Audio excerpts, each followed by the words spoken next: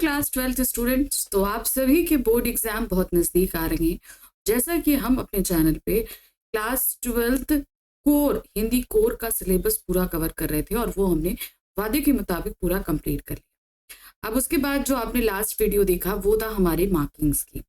ये marking scheme हमको ये बता रही थी कि किस तरीके से क्वेश्चन पेपर में हमारे मार्क्स का डिवीजन किया जाएगा, कितने मार्क्स का क्या हमें मिलेगा, क्या सारी चीजें हैं, ये हमने देखा।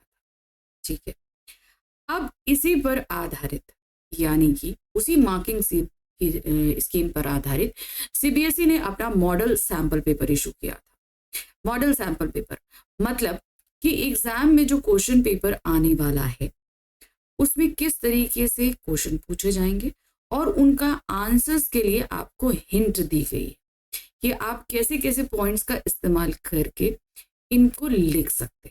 ठीक है, तो ये तो बता दिया था कि कितने मार्क्स का कितना आएगा, लेकिन किस तरीके के क्वेश्चन आप पूछे जाएंगे इसका पूरा जो है इन्होंने क्या किया, इन्होंने उसके लिए यानी कि सीबीएसई ने इसका ख्याल रखते हुए, क्योंकि आप लोग को कंफ्यूजन था कि भाई क्वेश्चन पेपर कैसा आएगा, तो सीबीएसई का मॉडल सैंपल पेपर इशू किया। मॉडल है मतलब कि इसी तरीके का क्वेश्चन पेपर आपके पास फाइनल एग्जाम में आने। ठीक है, तो चलिए जरा थोड़ा ध्यान से देखते हैं हम लोग। यहाँ पर सीबीएसई का जो हमारा class 12th Hindi code model sample paper है जिसका कोड है 302। याद रखिएगा 15 मार्च को आपका होने वाला एग्जाम जो है उसी दिन आपका कोर का भी है और इलेक्टिव का भी, हिंदी के कोर और इलेक्टिव दोनों का पेपर है। तो कोर वाले स्टूडेंट्स का जो कोड रहेगा वो रहेगा 302। ठीक है, तो बहुत ध्यान रखिएगा। चलिए शुरू करते हैं और देखते हैं कि किस तरीके से क्वेश्चन पूछे गए हैं। सबसे पहला जो पेपर हमारे पास में आएगा वो हमारे पास कुछ सामान्य निर्देश रहेंगे। ध्यान रखिए यहाँ पर निर्धारित समय 3 घंटे आपको दिया जा रहा है और मैक्सिमम अधिकतम मार्क 80 है, यानी कि पूरा जो क्वेश्चन पेपर है वो 80 मार्क्स का है और जो टाइम मिलेगा वो 3 घंटे का। अच्छा, 3 घंटे के अलावा आपको ये 3 घंटे आपको रिटन टाइम मिल रहा है, लेकिन रीडिंग टाइम भी आपको पेपर डिस्ट्रीब्यूशन के बाद 15 मिनट का मिलेगा। तो उस 15 मिनट को आप बहुत अच्छे से यूटिलाइज कीजिएगा, पेपर पूरा अच्छे से पढ़िएगा, जिसको पढ़ने में मुझे नहीं लगता कि 5 मिनट से ज़्यादा आपको समय लगना चाहिए।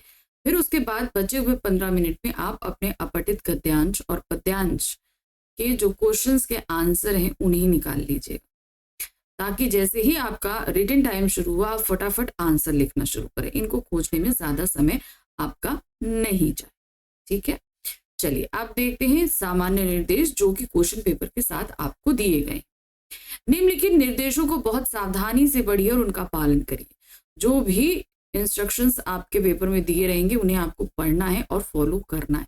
ध्यान रखिएगा आपके लिए ही ये इंस्ट्रक्शंस लिखे गए। अगर आप इसे फॉलो नहीं करेंगे तो एक चीज ध्यान रखिएगा, जो एग्जाम चेकिंग करेगा जो एग्जामिनर, उसके निगाह में आपकी जो इमेज है वो अच्छी नहीं बनेगी, तो शायद हो सकता है आपको मार्क्स भी अच्छे ना मिले। ठीक है, तो जो इंस्ट्रक्शंस दिए गए हैं उन्हें बहुत अच्छे से पढ़िएगा और फॉलो करिएगा।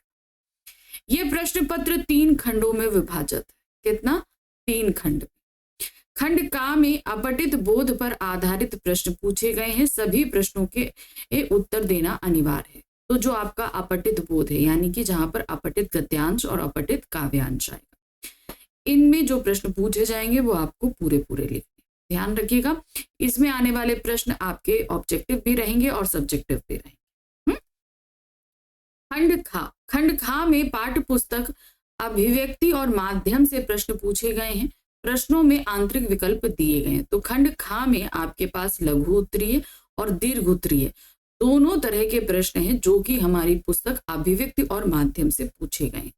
तो जहां पर आपके पास चैप्टर नंबर 3, 4, 5, 11, 12, 13, तो ये जितने चैप्टर दिए गए हैं इनसे ये प्रश्न आएंगे।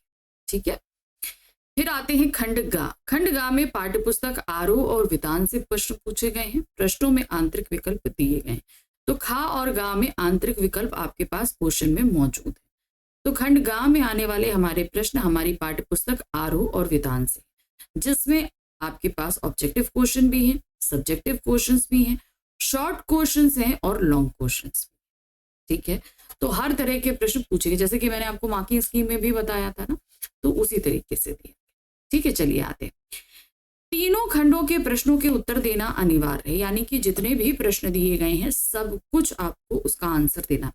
बस हर जगह निर्देश है, विकल्प है, उनको ध्यान में रखते हुए यथासंभव तीनों खंडों के प्रश्नों के उत्तर क्रमशः दीजिए। याद रखिएगा, सीक्वेंस से आंसर्स लिखिएगा। सबसे पहले का खंड का अपठित गद्यांश, फिर पद्यांश, फिर उसके बाद खा का आएगा अभिव्यक्ति माध्यम के प्रश्न जैसे जैसे पूछे गए 3, 4, 5, 6, 7, 8 उस हिसाब से लिखेंगे। फिर खंड गा के लिखेंगे।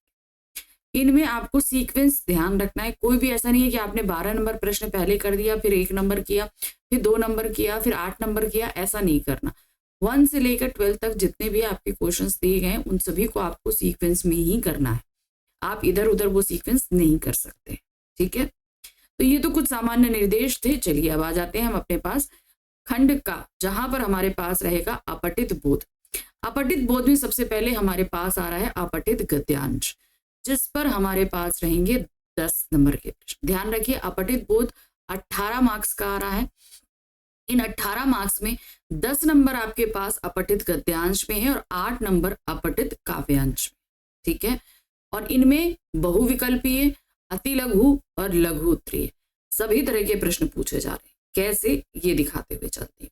ठीक है, अब सबसे पहले हमें पास जो गद्यांश आया इसे बहुत ध्यान से पढ़ना और इस पर आधारित जो प्रश्न पूछे गए हैं उनके उत्तर देने। अच्छी बात करने वाला सभी का मान सम्मान हासिल करता है, जबकि अनावश्यक रूप से रिक्त बात करने वाला व्यक्ति तमाम गुणों के बावजूद समाज में समुचित सम्मान नहीं प्राप्त कर पाता। बात व्यक्तिगत संबंधों की करें या राष्ट्रीय और अंतर्राष्ट्रीय संबंधों, हर जगह बातों की जादूगरी का बोलबाला है। तभी तो कहते हैं ना, ऐसी बाणी बोलिए मन का आपा खोए, यानी कि आप मीठी बाणी बोलिए मगर इतनी जादूगरी के साथ कि आपका काम भी बने। बातों ने बड़े से बड़े युद्धों को रोका है, बड़े से बड़ा युद्ध करवाया है। ठीक है, बातों की महत्ता इससे साबित होती है कि वह सकारात्मक भाव से कहीं जा रही है या नकारात्मक भाव से। अब यह मतलब इसकी इंपॉर्टेंस कैसी है कि बात को अगर हम सकारात्मक तौर पे कह रहे हैं तब तो भाई क्या है, उसमें सब कुछ अच्छा रहेगा। लेकिन अगर हमने नकारात्मक बात करी तो शायद युद्ध हो सकता है, लड़ाई हो सकती है। बातें किसी के दिल से निकली हों वे राग या विराग होती है। ठीक है, इसका असर बोलने और सुनने वाले दोनों पर होता है। कबीर कहते हैं, ऐसी बाणी बोलिए बोलिए मन का आपा खोए, औरन को शीतल करें आपो शीतल हो। ये तो आप अच्छी तरीके से दोहा जानते ही है ना। किसी व्यक्ति की सफलता इन्हीं राहों से होकर गुजरती है। व्यक्ति की बातें उसके व्यक्तित्व का आईना होती है। पहले धैर्य के साथ सुनना, समझना, मनन करना, फिर बोलना। यह कला जिस व्यक्ति में होती है वह जीवन की हर बाजी को जीतने की क्षमता रखता है। कोई नौकरी पेशा हो, व्यापारी हो, कलाकार हो या अन्य कार्य करता हो, सभी की सफलता और स्थायित्व के लिए वाक्पटुता आवश्यक है। बातों के संदर्भ में एक आवश्यक बात यह भी है कि व्यक्ति की कथनी और करनी में सामंजस्य आवश्यक है। यानी कि जो हम कह रहे हैं वो कर रहे, इसलिए उसमें दोनों में एक रूपता होनी चाहिए। जो कहें वही करें, है ना। कहना कुछ करना कुछ जैसी चीजें पूरे समाज को चोटिल करती है। आजीवन वास्तविक साधुत्व को जीते राष्ट्रपिता गांधी के विवेकपूर्ण और ओजस्वी वक्तव्य क्षमता के आगे शक्तिशाली फिरंगी और तमाम लोग नतमस्तक हो जाते थे। यानी कि जो वो कहते थे वो करके दिखाते थे। अब ये जो हमारे पास में गद्यांश आया है ये सभार है संगीता सहाय जनसत्ता 23 अप्रैल 2024 को। तो यहाँ पर जनसत्ता उसमें संगीता सहाय ने 23 अप्रैल 2004 को जो आलेख लिखा वहां से ये लिया गया। ठीक है, अब इस पर प्रश्न है। तो सबसे जैसे मैंने कि बोला आपके पास में 3 बहुविकल्पीय रहेंगे, बाकी 4 आपके पास वर्णात्मक प्रश्न आएंगे। चलिए देखते हैं। सबसे पहले हमारे पास बहुविकल्पीय प्रश्न आ रहे हैं।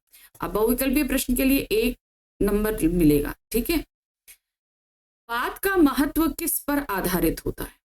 बात का महत्व किस पर आधारित होता है कि वह सकारात्मक है या नकारात्मक, है ना। सकारात्मक या नकारात्मक होने पर। बापू के आचरण में हमें क्या नहीं मिलेगा? क्या चीज है जो हमें नहीं मिलती? कथनी करनी में समानता, साधुत्व, जीतने की इच्छा या वाक्पटुता। तो जो उनके आचरण में हमें नहीं मिलता वो है जीतने की इच्छा। नहीं, उनका कथनी करनी में समानता है, साधुत्व भी है, वाक्पटुता भी है, लेकिन जीतने की इच्छा कहीं नहीं। निम्नलिखित कथनों पर विचार कीजिए। अब हमारे पास 4 कथन दिए गए हैं, इस पर हमें विचार करना है। देखते हैं। बात में सकारात्मक नकारात्मक ऊर्जा होती है, बिल्कुल सही है। बात सम्मान अपमान का आधार हो सकती है, ये भी सही है। हम कैसे बात करते हैं इससे सामने वाले का सम्मान और अपमान डिसाइड होता है। विवाद का समाधान बात पर आधारित होता है, ये भी सही है। रिक्त बात करने वाले गुणी होते हैं, नहीं ये बात नहीं है, क्योंकि जो रिक्त बात करते हैं उनसे लोग अक्सर खफा हो जाते हैं। तो यहाँ पर पहला दूसरा तीसरा वक्तव्य सही है। तो देखते हैं कौन सा है। यहाँ पर तीसरा जो है पॉइंट सही है, जहां केवल कथन पहला दूसरा और तीसरा सही। नेक्स्ट आ जाते हैं। अब हमारे पास 4 प्रश्न हमारे सब्जेक्टिव हैं। इनमें देखिए जो घा है यानी कि चौथा प्रश्न है, व्यक्ति की सफलता का मार्ग क्या है। उस व्यक्ति की सफलता का मार्ग क्या होता है? धैर्य से सुनना, समझना, मनन करना, फिर बोलना, यही चीज बताई गई है। गद्यांश में आपको बहुत है, तो इसे आप जैसे ये 1 नंबर का आंसर है तो इसे आप ऐसे लिख सकते हो कि व्यक्ति की सफलता का मार्ग धैर्य से सुनना, समझना, मनन करना, फिर बोलना पर आधारित होता। ठीक है। अब इसके बाद जो हमारे पास में प्रश्न आएगा 5वां, 6ठा और 7वां, ये सभी 2-2 मार्क्स के रहेंगे। ठीक है। युद्ध करवाने और रोकने की जादूगरी का आधार बातें कैसे हो सकती हैं? क्योंकि बातें अगर सकारात्मक हैं तो युद्ध रुक जाएगा, और अगर नकारात्मक हैं तो युद्ध हो जाए, है ना। सकारात्मक या नकारात्मक भाव की संचारक बातें ही होती हैं, क्योंकि ये डिपेंड करता है। क्योंकि अगर आप पॉजिटिव कह रहे हो तो भाई बड़ा से बड़ा मनमुटाव हो, दूर हो जाए तो युद्ध रुक जाता है। लेकिन अगर कुछ भी ना हो और हम बातें ठीक से ना करें सामने वाले से, तो नकारात्मक होने के कारण युद्ध हो भी सकता है। कबीर के दोहे में बाणी अर्थात बातों की शीतलता से क्या आश्रय? अब ये जो शीतलता का अगर शाब्दिक अर्थ ले तो उसका मतलब होता है ठंडा। ठीक है। लेकिन बातों की शीतलता से क्या मतलब है? वाणी की शीतलता से देखिए, मनुष्य जो बातें करे उनमें सकारात्मक भाव हो, संवेदनशीलता हो, राग हो, स्नेह हो। तो अगर ये सारी चीजें होंगी तो जाहिर सी बात है बातों में शीतलता रहेगी, सामने वाले व्यक्ति पर प्रभाव पड़ेगा और वो हम जो चाहते हैं उस बात को मान जाए। कथनी और करनी का भेद समाज को कैसे चोट पहुंचाता है? क्योंकि हम कहें कुछ और करें कुछ तो जाहिर सी बात है समाज को चोट पहुंचेगा, है कि नहीं। अविश्वसनीयता का संचार होता है जिससे आपसी संबंध बिगड़ जाते। अब मैंने आपसे ये कहा कि ठीक है मैं आपके लिए PYQs लेकर आऊंगी, ये मैंने कह तो दिया, लेकिन मैं लेकर नहीं आई तो आपको मेरे ऊपर विश्वास नहीं रहेगा ना। तो वही चीज है, जो आप कह रहे हैं उस पर अमल करिए, वैसा ही करिए, तभी लोग आप पर विश्वास करते हैं। ठीक है। तो ये था हमारा गद्यांश, जिस पर हमने करीबन 10 नंबर के प्रश्न किए। चलिए अब हम आ जाते हैं अपठित पद्यांश में, जहां पर हमारे पास 8 नंबर के प्रश्न आएंगे, जिसमें 3 आपके पास बहुविकल्पीय रहेंगे। ठीक है। और उसके बाद हमारे पास जो है वो रहेंगे सब्जेक्टिव, करीबन 3 प्रश्न। ठीक है। चलिए देखते हैं।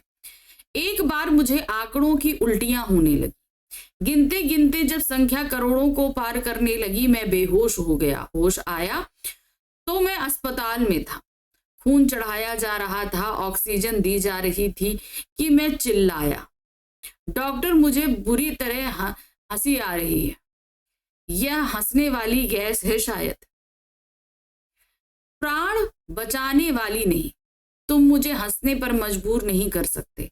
इस देश में हर एक को अफसोस के साथ जीने का पैदाइश हक है, वरना कोई माने नहीं रखता हमारी आजादी और प्रजातंत्र। बोलिए नहीं। नर्स ने कहा बेहद कमजोर हैं आप, बड़ी मुश्किल से काबू में आया है रक्तचाप। रक्तचाप मतलब ब्लड प्रेशर। डॉक्टर ने समझाया आंकड़ों का वायरस है, बुरी तरह फैल रहा है आजकल, सीधे दिमाग पर असर करता है। भाग्यवान है आप कि बच गए, कुछ भी हो सकता था आप। तो कविता ये है कुंवर नारायण जी द्वारा लिखी, जैसे कि आपके चैप्टर में भी है कैमरे में बंद अपाहिज, वो भी कुंवर नारायण द्वारा लिखित है। तो इनकी कविताएं कहीं ना कहीं हमें वास्तविकता के नजदीक लेके जाती है। तो यहाँ आंकड़ों की उल्टियों का तात्पर्य है कि जब हम हिसाब किताब में बुरी तरह फंसते हैं। ठीक है। तो चलिए देखते हैं इस पर आधारित सबसे पहले प्रश्न क्या है। पहला हमारा बहुविकल्पीय प्रश्न है, कवि के अनुसार आंकड़ों से क्या किया जा सकता है? चलिए देखते हैं। निम्नलिखित कथनों पर विचार कीजिए। आंकड़ों से सच छिपाया जा सकता है। बिल्कुल सही, हम सच छिपा सकते हैं, आंकड़ों से छिपा सकते हैं ना, कि मान लीजिए गिनती कुछ आ रही है उसमें बदल दें तो बदल जाएगा। आंकड़ों से आजादी में बाधा उत्पन्न की जा सकती है? बिल्कुल भी नहीं। आंकड़ों से अफसोस उत्पन्न होता है? ऐसी भी बात नहीं है। आंकड़ों से हंसाया जा सकता है? नहीं, ऐसा भी नहीं। तो यहाँ पर सिर्फ पहला वाला वक्तव्य सही है, तो यहाँ पर हम लगाएंगे नंबर 1, ये आपका सही है, केवल कथन एक सही। नेक्स्ट आते हैं, कवि की हंसी का संभावित कारण क्या है? चलिए देखते हैं। खून तथा ऑक्सीजन चढ़ाया जाना, हंसने वाली गैस, गलत और झूठे आंकड़े, आंकड़ों की उल्टियां। अब यहाँ पर क्या हुआ, उसको जो हंसी आ रही थी वो था गलत और झूठे आंकड़े उसके सामने प्रस्तुत किए गए थे, जिसको देखकर वो काफी परेशान हुआ था और फिर वो बेहोश हो गया। जब उसे होश आया तो वो उन्हीं आंकड़ों को लेकर थोड़ा सा हंसने लगा। ठीक है ना, तो यहाँ पर तीसरा वाला ऑप्शन सही। कॉलम 1 को कॉलम 2 से सुमेलित कीजिए और सही विकल्प चुनकर लिखिए। चलिए देखते हैं क्या दिया गया है। आजादी और प्रजातंत्र, यहाँ इसको किससे मिलाएंगे? गुमराह रहने का अधिकार, रखने का अधिकार, यथार्थ में रहना, सच जानने का अधिकार। तो आजादी और प्रजातंत्र है सच जानने का अधिकार। फिर उसके बाद हम आते हैं आंकड़ों का वायरस। आंकड़ों का वायरस क्या करता है? गुमराह करने का हथियार है। हम इससे किसी को भी गुमराह कर सकते हैं, है ना, इधर से उधर कर सकते हैं। फिर है अफसोस के साथ जीना, यथार्थ में रहना, क्योंकि जब हम वास्तविकता में रहते हैं तो हम वास्तविक चीजों को देखते हैं तो उनसे हमें अफसोस भी होता है। तो यहाँ पहले का तीसरा, दूसरे का पहला और तीसरे का दूसरा है। तो चलिए देखते हैं पहले का तीसरा कहाँ पर आ रहा है। ये नंबर 4 पे आ रहा है। दूसरे का पहला है, बिल्कुल सही। तीसरे का दूसरा है, बिल्कुल सही। तो यहाँ पर नंबर 4 पे हम टिक मार्क करेंगे। आगे बढ़ते हैं। अब हमारे पास 3 प्रश्न आ रहे हैं। कौन से? अति लघु उत्तरीय और लघु उत्तरीय, ठीक है, जिसमें अति लघु उत्तरीय प्रश्न 1 नंबर का है, लघु उत्तरीय 2-2 नंबर के। आंकड़ों की उल्टियों से कवि का तात्पर्य है आंकड़ों से अत्यधिक घिरे रहना, यानी कि वो कोई ऐसी जॉब कर रहे हैं जहां पर जो है हिसाब किताब बहुत ज्यादा होता है। ठीक है। आंकड़ों का वायरस सीधे दिमाग पर कैसे असर करता है? आंकड़ों से भ्रम उत्पन्न किया जाता है, इंसान झूठ को सच मानने लगता है, संख्याओं का लंबा चौड़ा जाल बुनता है जो भ्रामक होता है। ठीक है। फिर आते हैं यहां पर 5वां प्रश्न, सॉरी 6ठा प्रश्न। डॉक्टर के अनुसार कवि के साथ कुछ भी हो सकने से क्या तात्पर्य था? डॉक्टर ने कहा ना कि भाई आप अच्छे नहीं है, सही रहिए, आपके साथ कुछ भी हो सकता था। कभी आंकड़ों का शिकार हो सकता था। सभी अपनी बात समझाने के लिए आंकड़ों के खेल में लगे, आंकड़ों को अपने हित में बढ़ा चढ़ाकर पेश कर रहे हैं। आंकड़े सच को सामने लाने की जगह सच को छिपाने के लिए अपनी सुविधा अनुसार दर्शाए जाते हैं। तो कहने का तात्पर्य है कि आपके साथ कुछ भी हो सकता था, यानी कि आपके जो आप जॉब कर रहे थे वहां पर आंकड़ों का इतना हेरफेर हो सकता था, शायद आप हॉस्पिटल तक आने के लायक ही नहीं बचते, आपके साथ वहीं पे भी कुछ हो जाता। चलिए यहाँ पर हमारा का खंड खत्म हुआ, जहां हमने 18 नंबर के प्रश्न कर लिए। अब हम आते हैं खंड खा, जहां पर हमारी पुस्तक अभिव्यक्ति और माध्यम पर आधारित प्रश्न पूछे जाएंगे। अब यहाँ पर क्या है?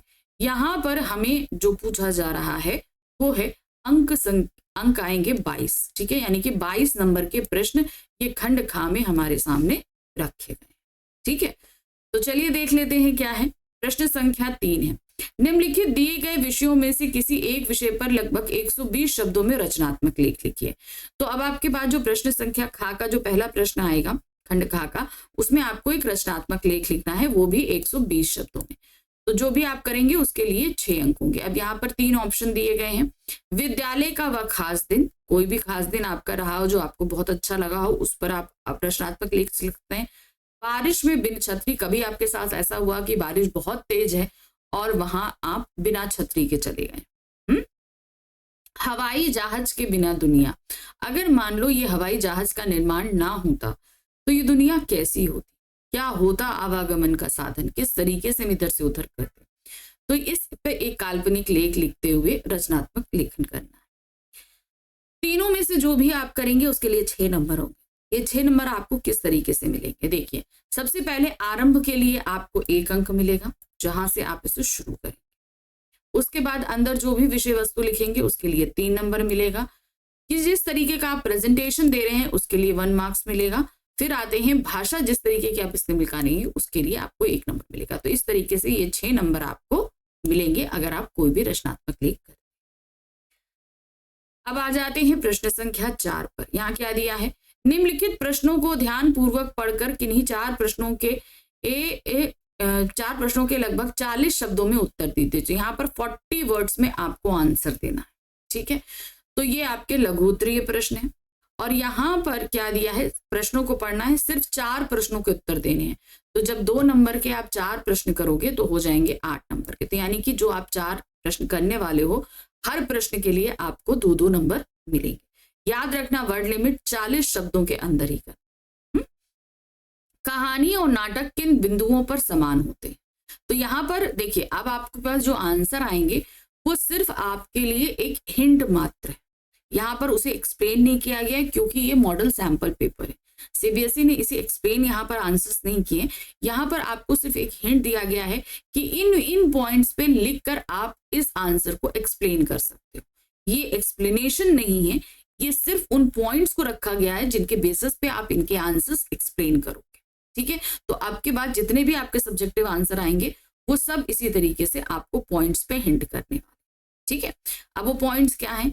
कहानी और नाटक दोनों में कहानी, पात्र, परिवेश, कहानी का क्रमिक विकास, संवाद, द्वंद्व, चरम उत्कर्ष होता है। तो इन सारी पॉइंट्स पे आपको एक्सप्लेन करते हुए लिखना है कि ये सब जब समान होती हैं चीजें तो कैसे कैसे समान, ठीक है। फिर नेक्स्ट आ जाते हैं, अप्रत्याशित विषयों पर लेखन से क्या अभिप्राय है? अब उन्होंने बोला कि अप्रत्याशित विषय जो हम लिखते हैं इसके लेखन से अभिप्राय क्या है, मतलब क्या है? ऐसे विषय जिनकी कभी आशा ना की गई, ठीक है। तो अप्रत्याशित, जिसकी आशा ना हो, वो विषय आपसे पूछे जाते हैं। विषय कोई भी हो जो पहले से पढ़ा नहीं या रटाया ना हो। तो यहाँ पर अब जैसे हमारे पास रचनात्मक लेख आया, बिना छतरी के बारिश, आपने कभी इस विषय पर कोई भी लेख पढ़ा है या कभी सोचा है? ये घटना आपके साथ घटी है और अगर नहीं घटी है तो अब आपको इमेजिन करना है और उस पर पूरा एक लेख बनाना है। तो कहने का मतलब है कि ऐसा लेख जिसकी हमने, ऐसा विषय या शीर्षक जिसकी हमने आशा ना की हो और जो हमारा पहले से रटाया ना, ठीक है। तीसरा प्रश्न आ जाते हैं, देखिए यहाँ पर क्या दिया गया। अब यहाँ हमको 4 प्रश्न करने हैं तो 5 प्रश्न तो दिए होंगे, है ना। रेडियो संचार का कैसा माध्यम है? इसकी 2 सीमाएं लिखिए। अब यहाँ पर आप जब लिखोगे तो 2 नंबर का प्रश्न है। तो 2 नंबर में देखिए, श्रव्य माध्यम है, किस तरीके से भाई कैसा माध्यम है? तो श्रव्य माध्यम है। इसे जब आप एक्सप्लेन करोगे तो इसके लिए 1 नंबर मिलेगा। वहीं जब इसकी सीमाएं लिखोगे तो सीमाएं, कोई भी 2 सीमाएं लिखनी है तो एक सीमा के लिए आधा नंबर मिलेगा, दूसरे के लिए आधा नंबर। तो 1 और 1 मिलके ये 2 नंबर आपके हो जाए। अब देखिए कैसे लिखेंगे। रेडियो में अखबार की तरह पीछे लौटकर सुनने की सुविधा नहीं होती, ये आपकी पहली सीमा हो गई। दूसरी, अगर रेडियो बुलेटिन में कुछ भी भ्रामक और अरुचिकर है तो संभव है कि श्रोता तुरंत स्टेशन बंद कर दे, ठीक है। तो ये भी कुछ सीमाएं। ऊपर लिखित बिंदु सांकेतिक हैं, अन्य बिंदु विचारणीय और व स्वीकार होंगे। तो ये आपको सिर्फ 2 बिंदु दिए गए हैं, इसके अलावा अगर आप कोई और बिंदु लिखना चाहते हैं तो बोर्ड उन्हें भी स्वीकार करेगा। ऐसा नहीं कि सिर्फ यही 2 स्वीकार करेगा, वैसे तो सीमाएं बहुत सारी हैं। तो उन्होंने हिंट के लिए यहाँ पर यानी कि सिर्फ सांकेतिक बिंदु है, संकेत की तरह दिया है। आप कोई और भी चीज लिखोगे तो वो सही। अब आ जाते हैं हम यहाँ पर चौथा प्रश्न, फ्रीलांसर पत्रकार कौन होता है? इस पे भी हमने आपको टिप्पणी कराई हुई है ना, देखिए। जिसका संबंध किसी खास अखबार से ना हो और वह भुगतान के आधार पर अलग अलग अखबारों के लिए लिखता हो। तो अब ये देख रहे हैं कि आंसर ये 40 मार्क्स का नहीं है, 40 शब्दों का है, बिल्कुल भी नहीं है। तो अब इसी तरीके से आपको लिखना है, लेकिन थोड़ा सा बढ़ाकर, क्योंकि देखिए जो हमने फ्रीलांसर पर टिप्पणी करी थी ना वो थोड़ी बड़ी है ना, बड़ी है कि नहीं बड़ी। तो जब आप वो करोगे तो 40 वर्ड्स का हो जाएगा, तो 2 नंबर के प्रश्न आ जाएंगे। नए और अप्रत्याशित विषयों पर लेखन के कोई 2 लाभ बताइए, ठीक है। अब 2 लाभ हैं, 2 नंबर का प्रश्न है। एक लाभ के लिए 1 नंबर मिलेगा, दूसरे लाभ के लिए 1 नंबर।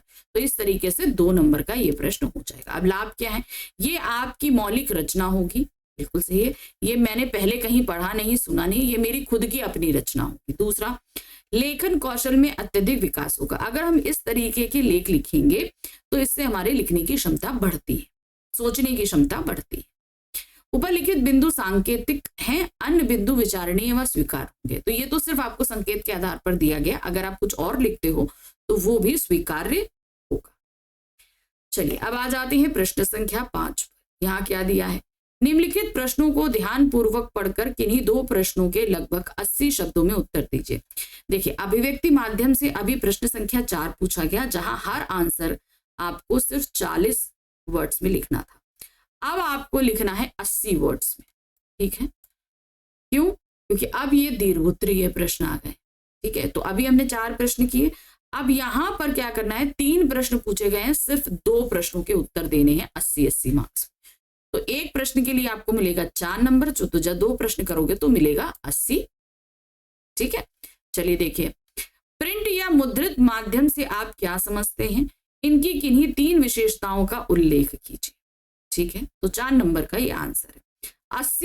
80 वर्ड्स में लिखना है इसे। देखिए सबसे पहले हम क्या समझते हैं, तात्पर्य, जिसे छापा गया हो मुद्रित माध्यमों के तहत अखबार, पत्रिकाएं, पुस्तकें आती हैं। जब आप इसे पूरा एक्सप्लेन करोगे तो उसके लिए आपको 1 नंबर मिलेगा।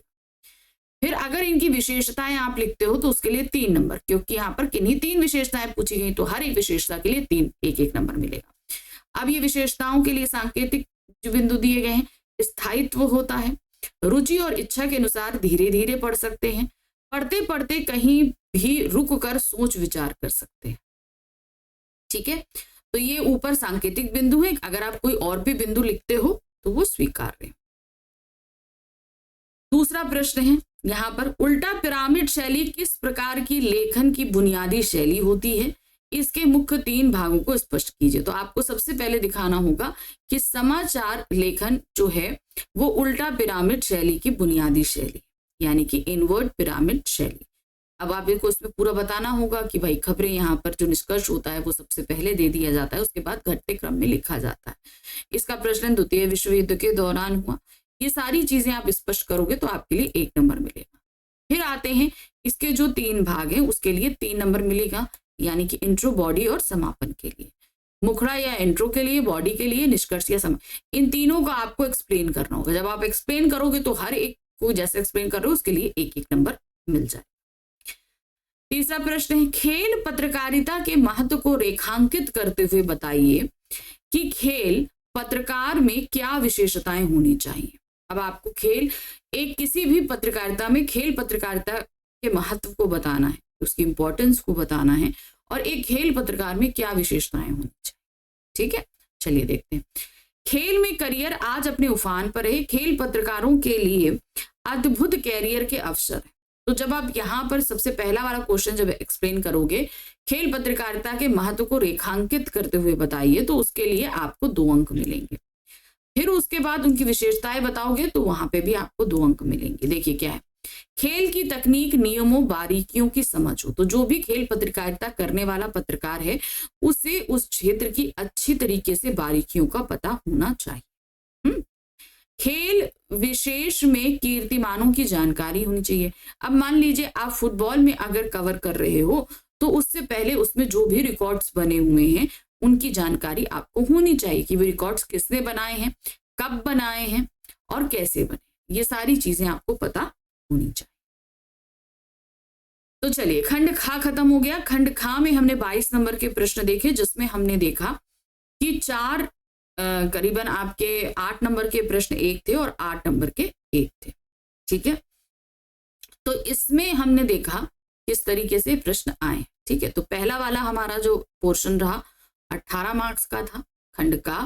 खंड खा जो था वो हमारा कितने मार्क्स का था, 22 मार्क्स का, ठीक है। तो इस हिसाब से अब हम बढ़ते हैं आगे। कैसे, चलिए देखते हैं। यहां पर अब हम देख रहे हैं, एक मिनट, अच्छा हाँ ठीक है। तो हमारा जो खंड खा आया था वो 22 नंबर का था, ठीक है। 22 और 18 कितना हो गया, यहाँ पर हमारे पास 40 मार्क्स का हो गया, ठीक है। तो ये इसमें जिसमें हमने रचनात्मक लेखन भी किया और उसके बाद हमारे ये 8 नंबर के प्रश्न रहे 6 और 8, 14 मार्क्स का ये हुआ 14, और हम काउंट करते हुए चल रहे हैं ताकि हमें कहीं ऐसा ना हो आगे। तो 14 और 8, ठीक है, ये आपका 22 मार्क्स का। तो 40 मार्क्स का यानी कि आधा अभी तक हमने पेपर कर लिया है। अब जो हम बढ़ रहे हैं वो हमारा क्या आ रहा है यहाँ पर, अब हम चल रहे हैं खंड का, जहां पर हम अपनी पाठ्य पुस्तक आरोह और वितान पर आधारित प्रश्न करेंगे, जो कि हमारा पूरा सेक्शन 40 मार्क्स का है। ठीक है, अब इसमें आपके मल्टीपल चॉइस क्वेश्चंस भी आएंगे और आपके वर्णनात्मक प्रश्न भी आएंगे। ठीक है, देखते हैं। प्रश्न संख्या 6 से शुरू हो रहा है। निम्नलिखित काव्यांश पर आधारित पूछे गए प्रश्नों के सर्वाधिक उपयुक्त वाले विकल्प चुनकर लिखिए। तो अब यहाँ पर हमारा जो आरोह बुक है, ठीक है, हमारी आरोह बुक है ना, तो आरोह बुक में हमारे पास जितने भी चैप्टर दिए गए हैं, इसमें काव्य खंड, चैप्टर ही काव्य खंड से शुरू हो रहा है। करीबन आई थिंक 9 अध्याय हैं शायद हमारे पास में। तो उन 9 चैप्टर्स में, ठीक है, आपके पास किसी भी चैप्टर का काव्यांश आ जाएगा। किसी भी चैप्टर से आपके पास में एक काव्यांश रखा जाएगा और उस काव्यांश पे आधारित आपको 5 बहुविकल्पीय प्रश्न पूछे जाएंगे। कितने प्रश्न पूछे जाएंगे? 5 बहुविकल्पीय प्रश्न। तो चलिए देखते हैं क्या है ये, और ये 1-1 नंबर के रहेंगे तो 5 हमारे आ जाएंगे। देखिए क्या है। फिर बार बार गर्जन वर्षण है मूसलाधार, हृदय थाम लेता संसार। सुन सुन घोर वज्र हुंकार, अश्निपात से शापित उन्नत शत शत वीर। छत विचर हत अचल शरीर, गगन स्पर्धी स्पर्धा धीर। हंसते हैं छोटे पौधे लघुबार, शस्य अपार। हिल हिल खिल खिल हाथ हिलाते, तुझे बुलाते, विप्लव रव में छोटे ही शोभा पाते। तो अब ये काव्यांश आप देख रहे हो बादल राग से दिया गया है कि किस तरीके से जब क्रांति होती है तो छोटे लोग जो होते हैं वो खिलखिलाते हैं, हंसते हैं, क्योंकि उनके पास कुछ होता नहीं है खोने के लिए। लेकिन हाँ, जो बदलाव होगा उससे उन्हें फायदा जरूर होता है। लेकिन जो बड़े लोग होते हैं, जो क्या कहते हैं शक्तिशाली पूंजीपति होते हैं, उन्हें कहीं ना कहीं इन क्रांतियों से या इन बदलावों से डर लगता है। ठीक है, अब इस पर 5 बहुविकल्पीय प्रश्न पूछे गए। पहला प्रश्न है, क्रांति का लाभकारी वर्ग होता है, क्या होता है? चलिए देखते हैं। पूंजीपति, छोटे पौधे, बड़े पौधे और शोषित वर्ग।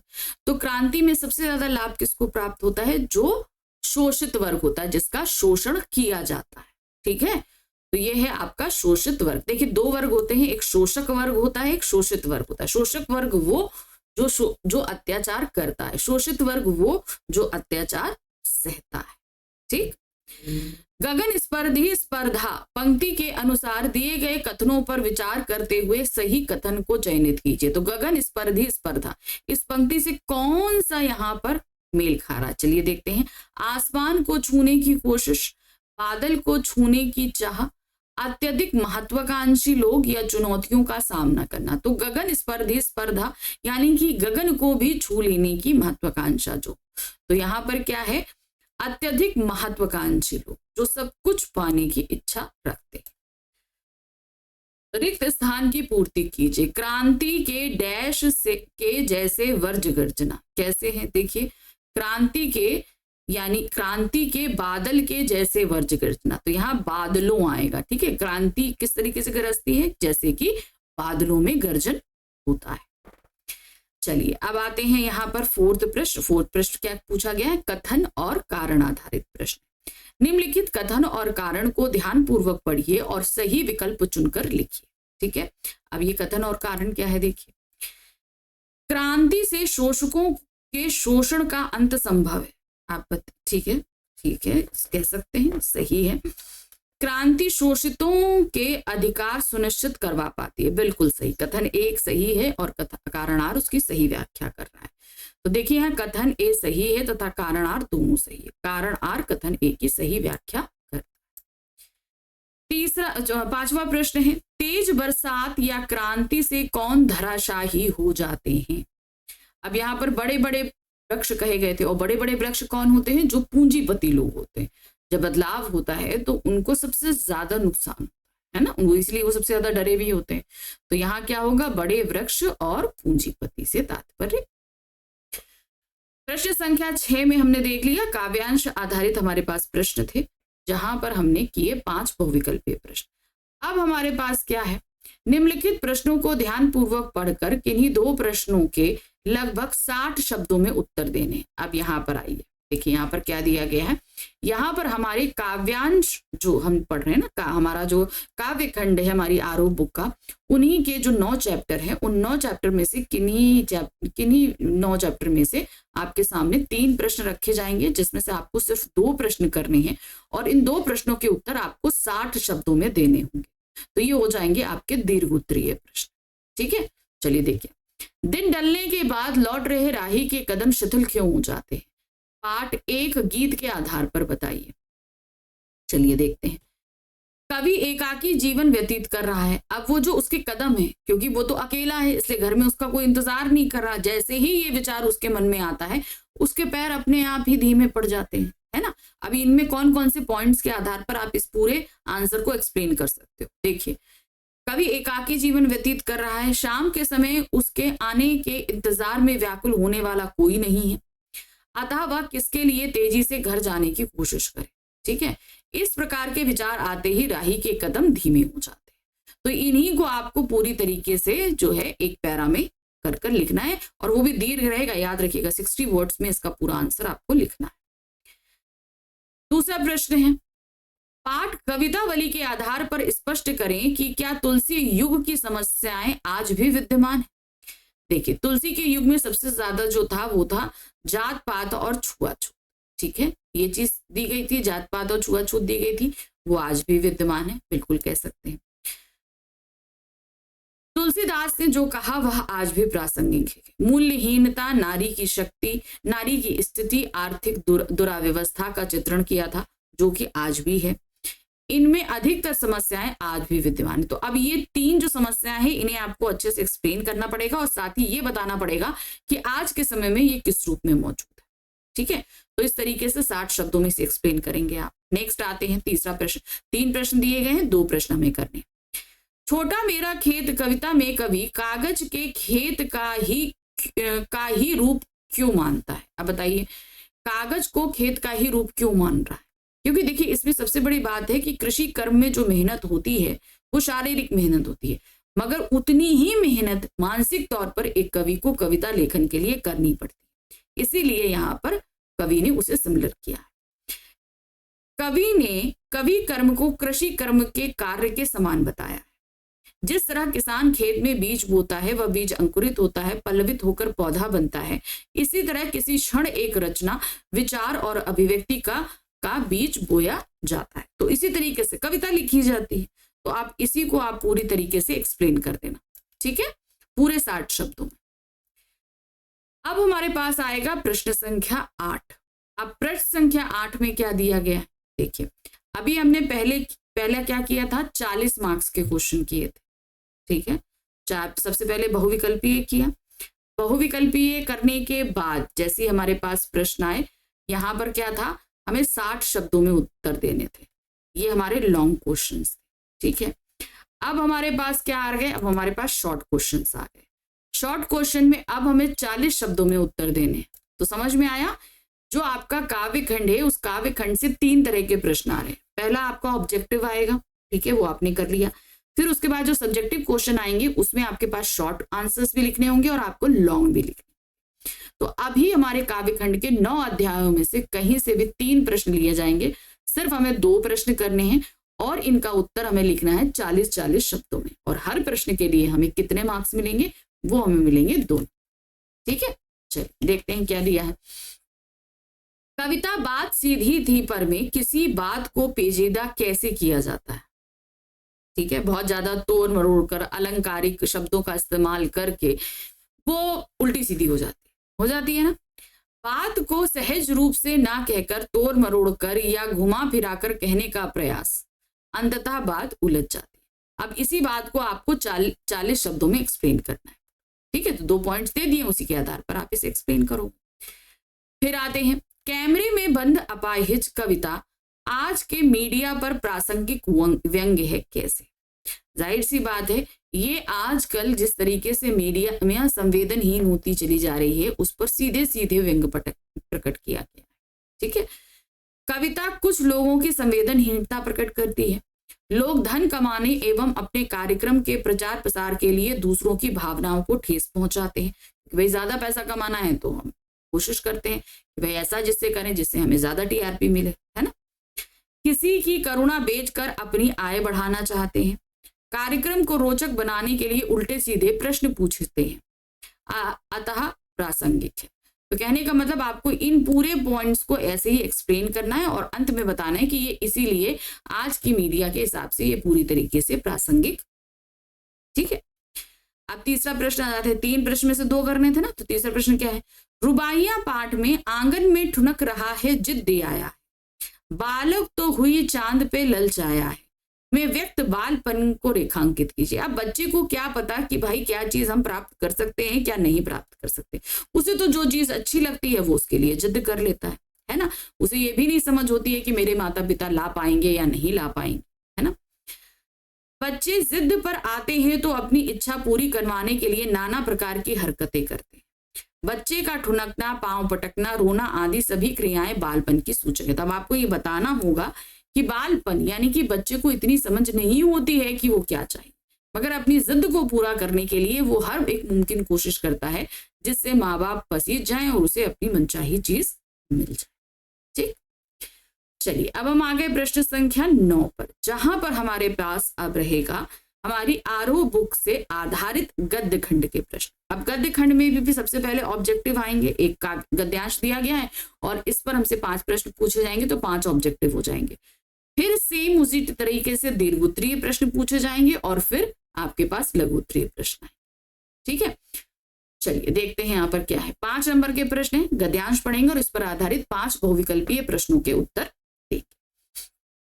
मैं सोचता हूं कि पुरानी की यह अधिकार लिप्सा क्यों नहीं समय रहते सावधान हो जाती है। अब यहाँ पर क्या कह रहे हैं, इन्होंने क्या बोला, सावधान। ये हमारे पास चैप्टर कौन सा चैप्टर है, ये हमारे पास चैप्टर आया है शिरीष के फूल से।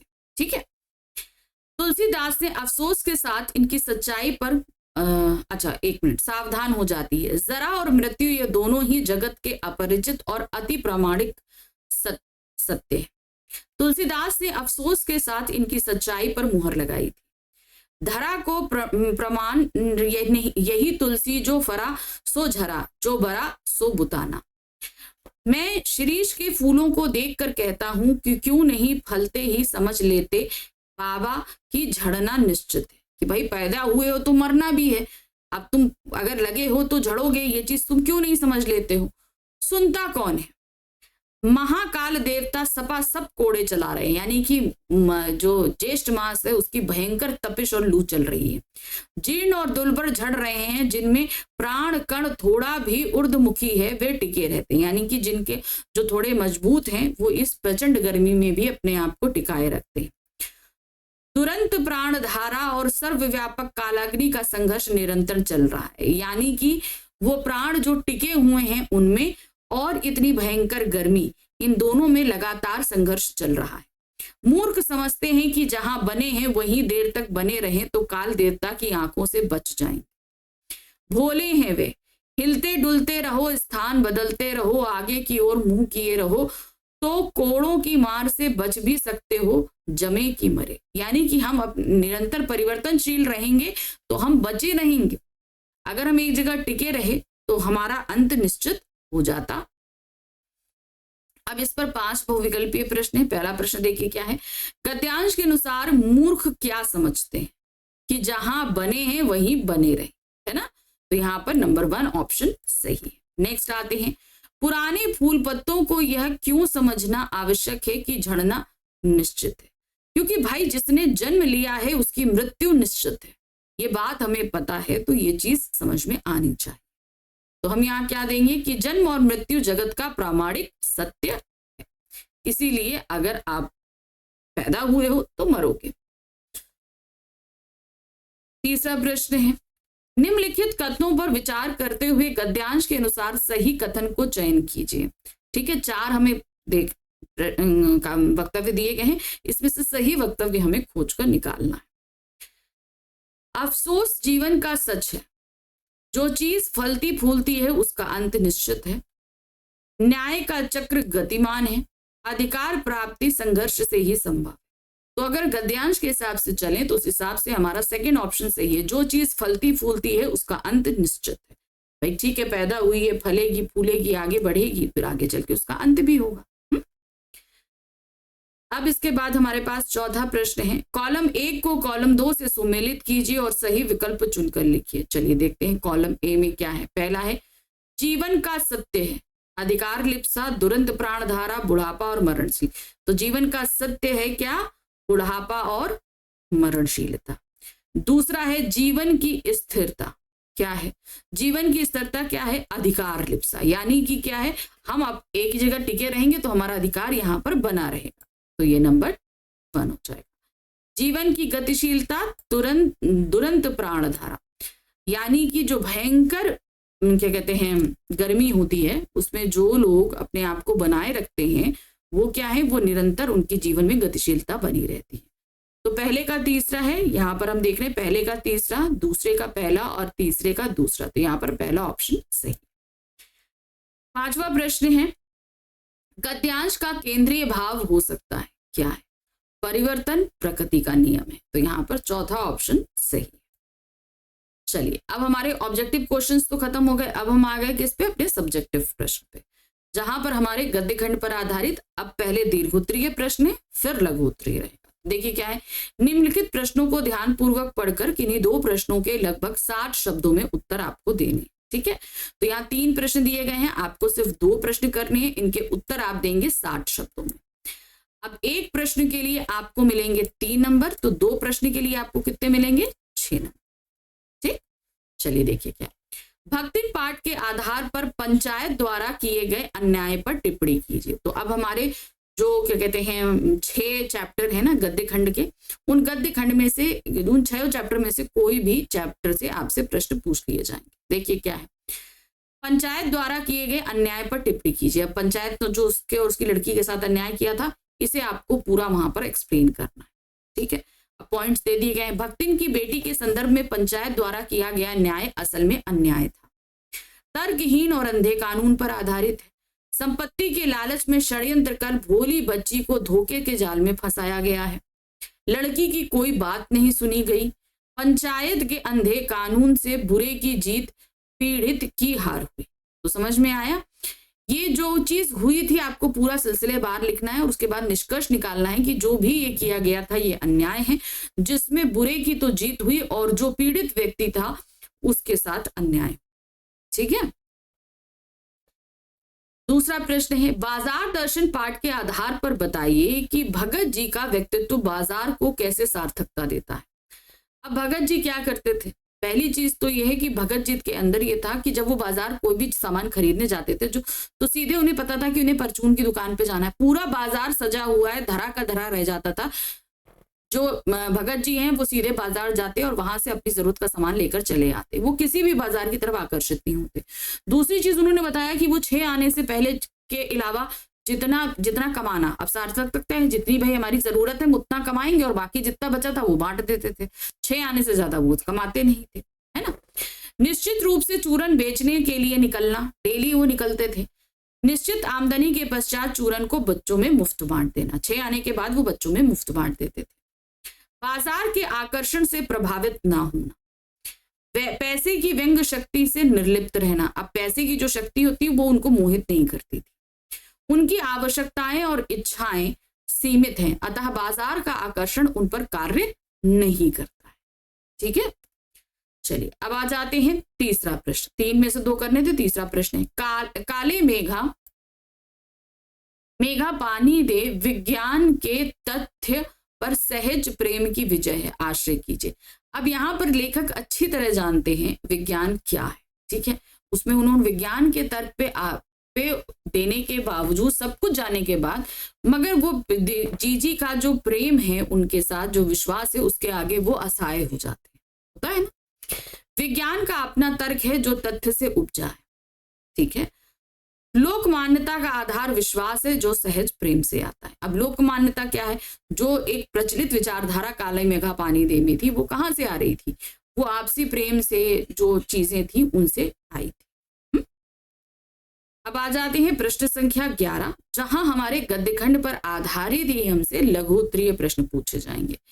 निम्नलिखित प्रश्नों को ध्यानपूर्वक पढ़कर किन्हीं 2 प्रश्नों के ए लगभग 40 शब्दों में उत्तर दीजिए। अब हम यहाँ पर क्या है, गद्य खंड के जो 6 चैप्टर है उन्हीं में से कहीं से भी आपसे 3 प्रश्न पूछे जाएंगे। आपको सिर्फ 2 प्रश्न करने हैं जिनके उत्तर आपको 40 शब्दों में देने हैं।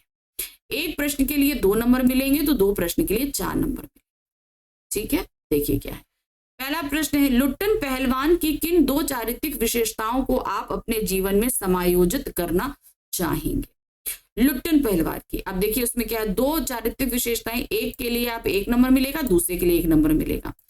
तो अब 40 शब्दों में, यानी कि एक जो, जैसे मान लीजिए साहसी और संवेदनशील, ये 2 उसकी विशेषताएं बताई, तो साहसी के लिए आपको 20 शब्द लिखने पड़ेंगे और संवेदनशील के लिए 20 शब्द में लिखने पड़ेंगे। इस तरह ये 40 शब्दों का उत्तर हो जाएगा और 1-1 नंबर का हो जाएगा। ठीक है, तो ऊपर जो आपको सांकेतिक बिंदु दिए गए हैं आप इन पे भी लिख सकते हो। इनके अलावा अगर आप और कोई बिंदु देना चाहते हो तो वो भी लिख सकते हैं।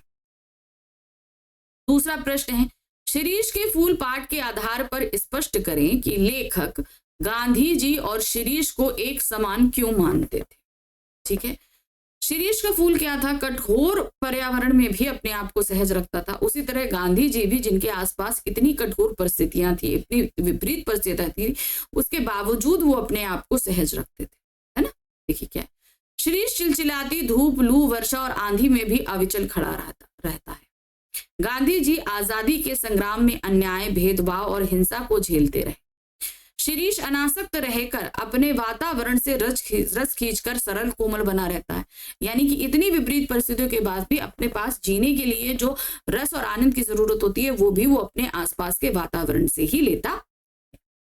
गांधी जी अन्यायी शासन के विरोध का डट कर खड़े रहे। तो इस तरीके से शिरीष और गांधी जी में ये सारी चीजें समान है। तो इसे आप पूरा 40 शब्दों में एक्सप्लेन करेंगे। तीसरा प्रश्न है, बाबा साहेब भीमराव अंबेडकर के अनुसार दास्ता की व्यापक परिभाषा क्या है? दास्ता 2 तरीके की होती है, एक होती है मानसिक और एक होती है शारीरिक।